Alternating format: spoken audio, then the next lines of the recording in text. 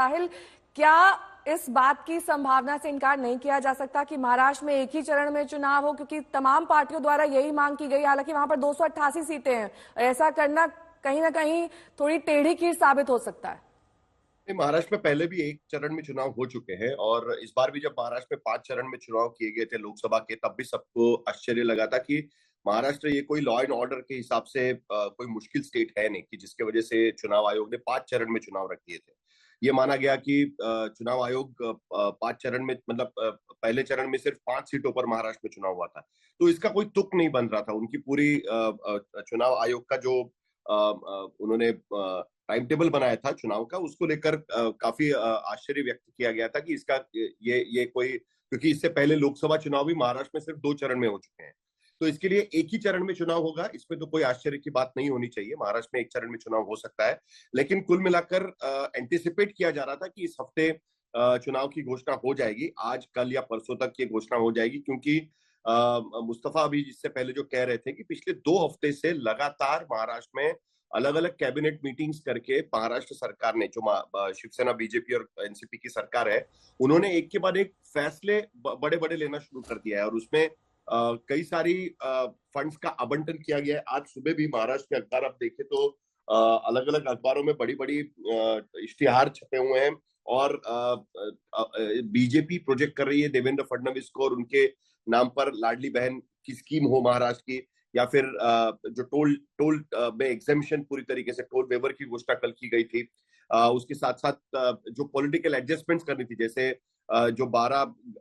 Governor से nominated MLCs चुने जाते हैं, उनका चयन कल 7 सीट्स पर कर दिया गया बीजेपी, एनसीपी और शिवसेना की तरफ से। तो कुल मिलाकर वो गियर अप हो रहे थे। कल शाम को दिल्ली में महाराष्ट्र की बीजेपी की कोर कमेटी की बैठक भी हुई अमित शाह और जेपी नड्डा के साथ में, और करीब 100 सीटों पर उम्मीदवारों का भी चयन एक तरीके से किया गया है। कल बीजेपी की इलेक्शन कमेटी की बैठक होगी और उसके बाद हो सकता है कि बीजेपी अपनी पहली सूची भी जारी कर दे। तो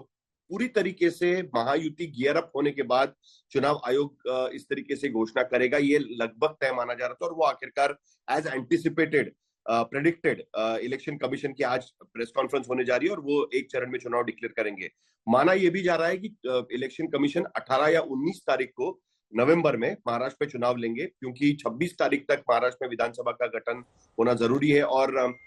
दिवाली 1 तारीख तक दिवाली है, तो दिवाली के बाद कम से कम 15-16 दिन प्रचार के लिए, चुनाव प्रचार के लिए मिलने चाहिए। उसका ख्याल रखते हुए भी शायद चुनाव आयोग 18 या 19 तारीख को चुनाव की घोषणा,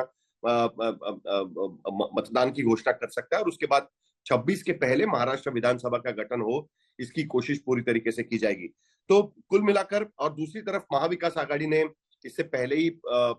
रविवार को इस बारे में प्रेस कॉन्फ्रेंस की थी, ज्वाइंट प्रेस कॉन्फ्रेंस उन्होंने की थी, उनका भी सीट शेयरिंग कुल मिलाकर फाइनल हो चुका है और एक तरीके से महायुति सरकार के खिलाफ चार्जशीट उन्होंने बनाई थी। शरद पवार, उद्धव ठाकरे और कांग्रेस के नेता वहां पर मौजूद थे। कल कांग्रेस के नेताओं की भी दिल्ली में बैठक हुई है और उस बैठक में भी काफी हद तक चर्चा हुई है इस सारे मामलों को लेकर कि किस तरीके से उद्धव ठाकरे के साथ सीट शेयरिंग की बातें होनी चाहिए। तो दोनों गठबंधन एक तरीके से गियर अप हो रहे थे चुनाव के लिए। जिस तरीके से कैबिनेट मीटिंग्स हो रही थी, एक के बाद एक लोक लुभावन फैसले लिए जा रहे थे, तो एंटिसिपेट किया जा रहा था कि जल्द से जल्द अब ये चुनाव आयोग की घोषणा हो सकती है और इसके पहले ये कैबिनेट के फैसले लिए जा रहे हैं। पिछले 4 कैबिनेट में महाराष्ट्र में कम से कम 100 से ज्यादा फैसले इस तरीके से लिए गए हैं कि जिसे हम कह सकते हैं कि जिसमें सरकारी तिजोरी पर भार पड़ सकता है और उसके साथ साथ जिससे लोगों को लुभाने में महायुति को उसकी मदद मिल सकती है। तो पूरी तरीके से तैयार है, दोनों गठबंधन पूरी तरीके से तैयार है। महाराष्ट्र में पिछले साल भर से चुनाव का एक तरीके से माहौल था और आखिरकार अब ये परीक्षा की घड़ी आ जाएगी जब आज 3:30 बजे चुनाव आयोग प्रेस कॉन्फ्रेंस करेगा। ठीक है, संजय शर्मा भी हमारे साथ जुड़े हुए हैं तमाम जानकारी के साथ। संजय, इस बात की कितनी संभावना है कि महाराष्ट्र में पहले भी, जैसा कि साहिल बता रहे हैं, एक चरण में चुनाव हो चुका है, तो 2 चरण में वहां पर हो, 3 चरण में, या फिर एक ही चरण में संभव है? मुझे ऐसा लग रहा है कि जिस तरह का 2 चरण में हो सकता है, ज्यादा संभावना लग रही है, क्योंकि 3 चरण के लिए उतना समय भी चाहिए होता है। अब निर्वाचन आयोग के पास समय नहीं है, क्योंकि 15 तारीख हो चुकी है और इसके साथ ही वहां पर अगर 3 चरणों में चुनाव होगा तो 26 नवंबर तक नतीजे आने मुश्किल हैं। लिहाजा निर्वाचन आयोग ने पूरी तरह से सोच समझ लिया है, इसीलिए चुनाव का ऐलान इतनी देर से किया गया है। और ऐसे मुझे लग रहा है कि हो सकता है कि झारखंड में और महाराष्ट्र में 2-2 चरणों में ही चुनाव करा लिए जाए, मतदान करा दिया जाए, क्योंकि झारखंड की तो विधानसभा का समय 5 जनवरी है, लेकिन महाराष्ट्र की विधानसभा 26 नवंबर तक है और 26 नवंबर से पहले ये दोनों चुनाव हो जाने हैं, नतीजे आ जाने हैं, विधानसभा का गठन हो जाना है। तो ऐसे में जो 25 दिन से लेकर और 45 दिनों तक का जो वक्त है, जो वक्फा है, जो चुनाव प्रचार के लिए, पूरी प्रक्रिया के लिए मिलता है, चुनाव के ऐलान के बाद से कम 28 दिन का वक्त मिलना चाहिए और 45 दिन के बीच का। लेकिन जिस तरह से अभी निर्वाचन आयोग के भी सूत्रों का यही कहना है कि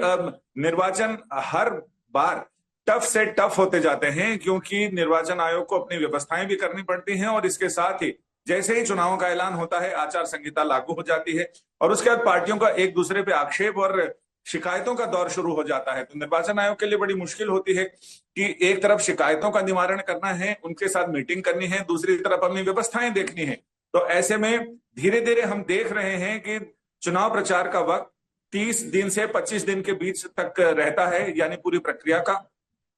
अभी भी यही लग रहा है कि 15 तारीख हो गई है, 15 दिन अक्टूबर के बच गए हैं और नवंबर के 15 दिन, यानी 1 महीने का वक्त है अभी निर्वाचन आयोग के पास। और उसमें मुझे लग रहा है कि 2 चरणों में चुनाव मतदान होगा और ज्यादा से ज्यादा अगर हो तो झारखंड में 3 चरणों में हो सकता है, क्योंकि चुनाव आयोग पहले भी कह चुका है लोकसभा चुनाव के बाद कि ज्यादा चरणों में मतदान कराना फिजिबल नहीं होता है और उसका कोई बहुत असर भी नहीं दिखता है। लिहाजा निर्वाचन आयोग ने कहा कि एक तो इतना लंबा चुनाव नहीं खींचना चाहिए, दूसरा वीकेंड्स पर मतदान की तारीख नहीं रखनी चाहिए, जिस वजह से मतदान का प्रतिशत कम होता है। इसलिए आपने देखा होगा कि हरियाणा और जम्मू कश्मीर के चुनाव में वीक डेज पे, यानी कार्य दिवसों पर ही मतदान का समय रखा गया ताकि लोग इधर उधर भागे ना और वो अपने लोकतांत्रिक जिम्मेदारी यानी जो संवैधानिक अधिकार है उसका इस्तेमाल करें, ऐसा सुनिश्चित हो सके।